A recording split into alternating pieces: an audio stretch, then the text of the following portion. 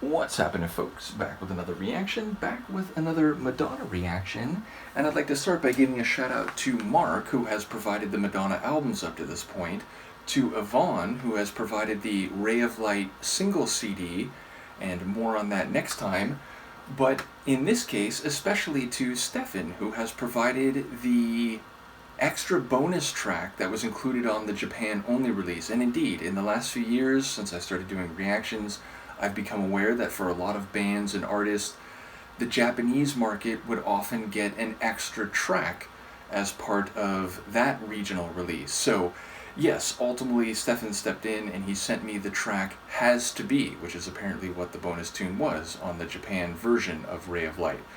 So yeah, that speaks to necessity. It speaks to something which is deemed, and again, this might be a subjective perception and perhaps not true in fact, but that there is something which is impossible to be otherwise. It has to be in a given way or in a given situation, etc. So, as to what that might mean in a personal story, it remains to be seen, but yeah, it speaks to necessity, at least as understood by a subjective observer. So, let's give it a listen and see what I can pick up. This is Madonna. The song is Has to Be, and it's a bonus track included on the Japanese version of Ray of Light 1998.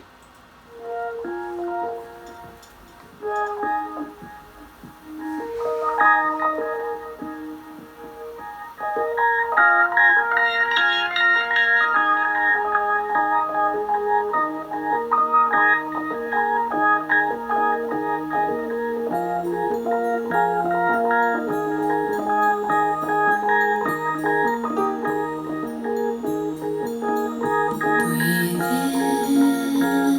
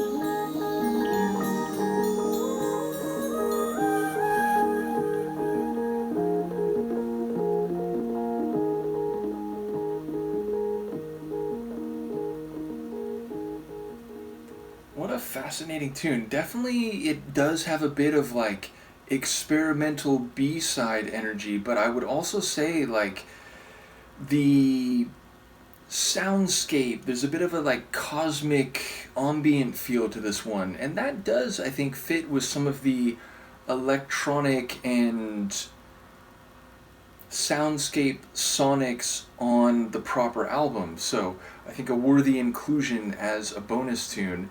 And yeah, like I think the essence of the phrase is summed up in that, I think, chorus refrain, that there's got to be someone out there waiting for her.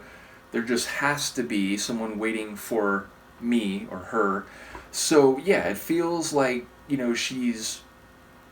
she's convinced that there has to be this person that will make it work, and which, the love will not fade or break. It's someone that, like destiny. There's like a, what's the right phrase, like a teleological outcome that she thinks is just waiting to happen. But we learn by the end of the tune that there have been love experiences before, and that by implication they didn't work out. So she's saying, like, she wouldn't go back, she wouldn't change things because, it could have been worse. Like, she could have never been in love before, she could have never discovered her worth through that or those experiences. So it sounds like someone who has not found the one yet, but knows what love is, and again, through that understanding has come to a greater appreciation of herself and her value and so on, but still is kind of looking to the future, and indeed maybe trying to convince herself, maybe trying to persuade herself through the articulation of this mantra, this has to be mantra, that there is someone who she's eventually going to find, and that's going to click in, and that will be what she's always been waiting for, and will not let her down or lead her to this sort of existential, speculation. So yeah, it feels like we're getting a snapshot in time, but there's a lot of suggestion of what's come before, or at least a lot of implication of that, and a perspective looking to the future when she hopes the teleological outcome that she thinks is eventually inevitable comes to fruition. So yeah, I enjoyed trying to follow the songwriting on this one. Her vocals are, soft and ethereal.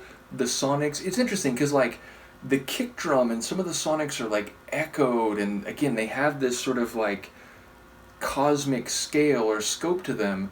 But those keyboard runs, a couple of which are also sort of echoed, and there's one that kind of sounded more like chimes, but that main like electric organ kind of keyboard, it feels like a bit cacophonous. It's a bit almost like not out of time, but it feels sort of, very, I'm going to say haphazard, not as a criticism, but like it's sort of like manic a little bit.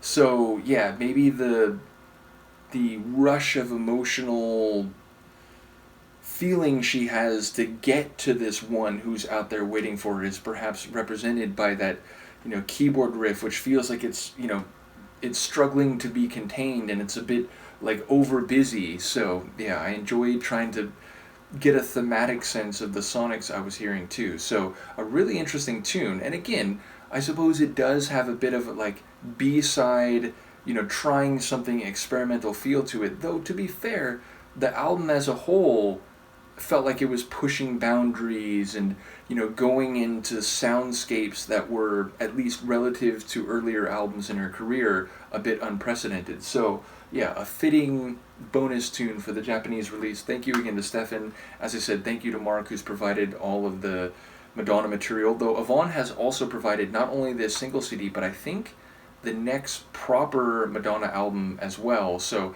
basically, we've got Madonna going forward. We are covered. But yeah, before we move on to that next album, there's 4 mixes of Ray of Light on here.